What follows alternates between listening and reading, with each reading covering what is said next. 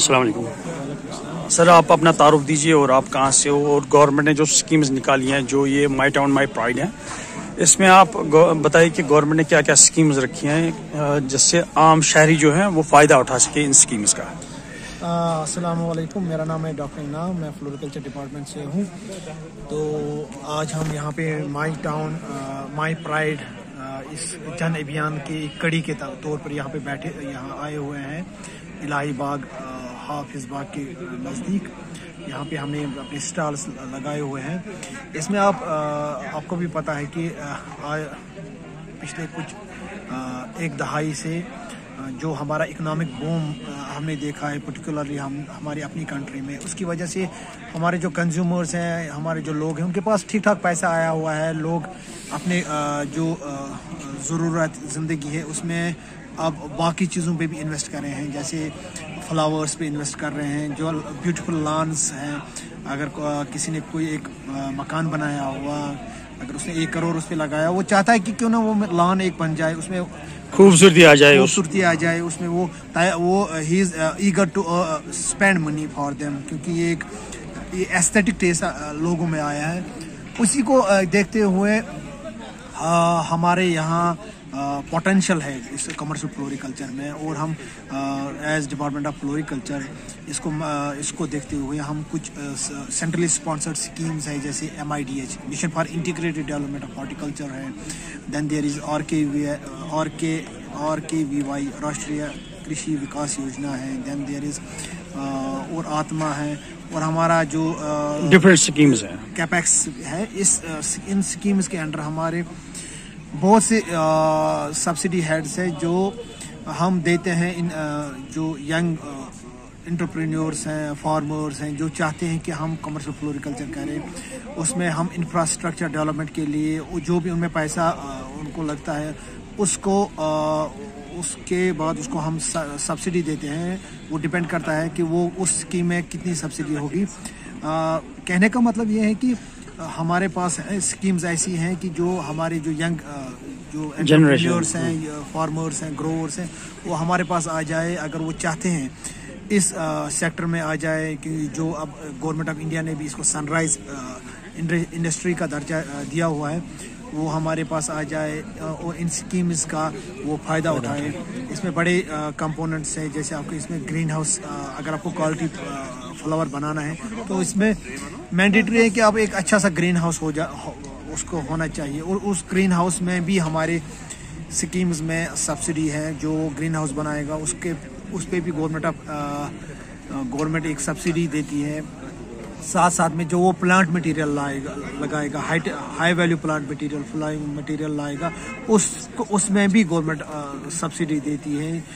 Different sir, यहाँ पे मैं आपको रोकना चाहता हूँ। मैं आपसे एक सवाल करना चाहता हूँ। जैसे कि हमारी न्यू जनरेशन है, कोई इसमें पार्टिसिपेट करना चाहता है, उसको क्या करना है? पहले कौन से स्टेप्स उठाने के ताकि वो इन स्कीम्स का फायदा उठा सके? इन स्कीम्स में आपको इन स्कीम्स का फायदा उठाने के लिए मुझे लगता है सबसे इम्पोर्टेंट हमारा जो इनपुट है या एसेट है, वो है ज़मीन, लैंड का होना इम्पोर्टेंट है।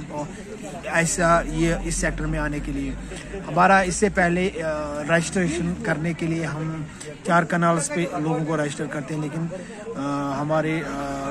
जो हमारी UT सरकार है, हमारे एडमिनिस्ट्रेटिव डिपार्टमेंट है, उनको ये देखते हुए कि लैंड होल्डिंग्स बहुत कम हो रही है, अर्बनाइजेशन है, पॉपुलेशन बूम भी है, तो जो रजिस्ट्रेशन के लिए हमारा मिनिमम 4 कनाल्स का लैंड मैंडेटरी रखा हुआ था, उसको डिक्रीज करके अब 2 कनाल पे भी अगर किसी के पास 2 कनाल लैंड है, वो हमारे पास आ सकता है।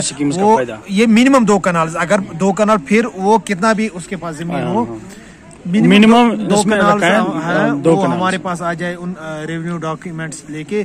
अगर किसी के पास खुद की जमीन नहीं है, अगर कोई उसको लीज पे दे सकता है, वो लीज डॉक्यूमेंट लेके हमारे पास आ जाए। इसमें सब्सिडी क्या मिलती है? जैसे कि आपने कहा 2 कनाल कोई रखेगा, इसमें 2 कनाल में पैदावार बढ़ाएगा फ्लावर्स का, इसमें क्या स्कीम गवर्नमेंट इनको प्रोवाइड करता है? वो डिपेंड करता है कि वो क्या करना चाहता है। अगर वो नर्सरी बनाना चाहता है, क्योंकि मैं आपको पहले ही बोल रहा था कि हमारा जो ये फ्लोरिकल्चर सेक्टर है, ये थोड़ा डाइवर्स सेक्टर है। इसमें आप नर्सरी भी, अगर कोई नर्सरी में जा सकता है वो नर्सरी कर सकता है, कट फ्लावर्स के साथ भी कर सकता है। He can go for aromatic plants के लिए वहाँ भी जा सकता है। वो पहले उसको देखते हुए उसका नेबरहुड है वो कहाँ पे है, वहाँ पे किसका स्कोप ज़्यादा है। यूजुअली हम जो हमारी एक्सपीरियंस रही है, जो हमारा यहाँ urban area, Srinagar urban area, यहाँ नर्सरीज़ का चलन ठीक ठाक है। जिसने भी नर्सरी का काम शुरू किया माशाल्लाह वो बड़ा कामयाब रहा है। उसने न खुद एक अपने लिए एम्प्लॉयमेंट जनरेट किया, बल्कि 10-12 बंदों को भी उसने एम्प्लॉयमेंट दे दी है। और साथ साथ में उसकी इतनी लोकल डिमांड है कि बहुत से मेरे पास नर्सरी मैन आते हैं, वो बोलते हैं कि हम सफाई नहीं कर पा रहे हैं, कि इतनी डिमांड है। सर जो ये स्कीम है ना, ये फीमेल्स के लिए भी है क्या? फीमेल स्कीम देयर, ये टाइम्स अब ये है कि there is no difference. Is there any age limit there और no? There is no age limit. हाँ, छोटा there is age limit for छोटे बच्चों के लिए, लेकिन आफ्टर जब वो मैच्योर हो जाए, he is ready enough to, वो दुनिया के सारे वो जो भी होता है वो समझ ले, वो आ सकता है। He can come and have documentary, जो भी डॉक्यूमेंट्स। इसमें कौन कौन से डॉक्यूमेंट्स इनको बनना? इसमें आपके लैंड रिकॉर्ड होने चाहिए, लैंड पेपर्स होने चाहिए, रेवेन्यू डॉक्यूमेंट्स, देन उसका passport photograph, then sort of application वो हमारे रेस्पेक्टिव फ्लोरिकल्चर ऑफिसर को डाल दे, असिस्टेंट फ्लोरिकल्चर ऑफिसर को वहाँ उसके ऑफिस में डाल दे कि मुझे रजिस्टर होना है, मेरे पास ये रेवेन्यू इतनी लैंड है, उसका रेवेन्यू डॉक्यूमेंट मैंने इसके साथ लगाया हुआ है हमारे अपनी ये लेटर के साथ। और साथ साथ में वो आधार, वो तो आप सबके पास है, उसके डॉक्यूमेंट्री प्रूफ होना चाहिए, बस उतना। जो ये स्कीम है ये खाली avail only in limited areas और all over Kashmir? All over Kashmir. देखिए अब we are taking holistic approach, Kashmir as a whole. अगर हमें डेवलप भी करना है, we should not pick pocket any. हाँ ये है कि कौन सा वो कौन से सेक्टर में जाए, वो उसमें अगर हम मशवरा दे सकते हैं, रेस्ट वो खुद उस पर डिपेंड है, उसकी चॉइस पे डिपेंड है कि यहाँ जो ये एरिया है इसके लिए क्या सूटेबल है। क्योंकि अगर वो क्लोज्ड मार्केट है, हम उसको ये बोल सकते हैं, मुझे लगता है यहाँ पे नर्सरी का स्कोप है, अब नर्सरी कर सकते हैं। देन एंड ओनली उसकी भी खुद की चॉइस है। अब if he wants now I want to go to, मुझे कट फ्लावर्स पे ही जाना है, इट इज हिज मैंडेट, वो उसका है तो वो कर सकते हैं। हम टेक्निकल एडवाइस दे सकते हैं ड्यूरिंग, फिर हमारे टेक्निकल बंदे वहाँ आते हैं जब वो कंस्ट्रक्शन के लिए आते हैं ग्रीन हाउसेज, वो फिर उनको डिफरेंट जो टेक्निकल इनपुट्स हैं वो देते हैं। मुद्दा और मकसद यही है कि जो हमारा ये इंडस्ट्री है, जो ये सेक्टर है, ये डेवलप हो रहा है, इसका फ़ायदा मैक्सिमम ट्रिकल डाउन इफेक्ट जिसको हम कहते हैं, नीचे जो हमारे अनएम्प्लॉयड यूथ है उसके वो उठाए, उनके पास ये पहुँचे। तो यही मुद्दा और मकसद है। और मुझे भी मेरे नज़र में one of the booming sector हो सकता है। क्या मैसेज रहेगी आखिर में आपकी यूथ के लिए, जो अनएम्प्लॉयमेंट यूथ है हमारी, क्या मैसेज रहेगी? मेरी तो मैसेज यही है कि स्काई इज द लिमिट। अगर आप इफ़ यू डियर टू, वो आप अगर वो चाहते हैं कि आप मेहनत करें और हमें कमाएं, अपने लिए भी एम्प्लॉयमेंट जनरेट करें और बाकी लोगों के लिए एम्प्लॉयमेंट जनरेट करें। There are vast opportunities, particularly in जो नर्सरी सेक्टर है, फ्लोरिकल्चर में वास्ट अपॉर्चुनिटीज़ हैं।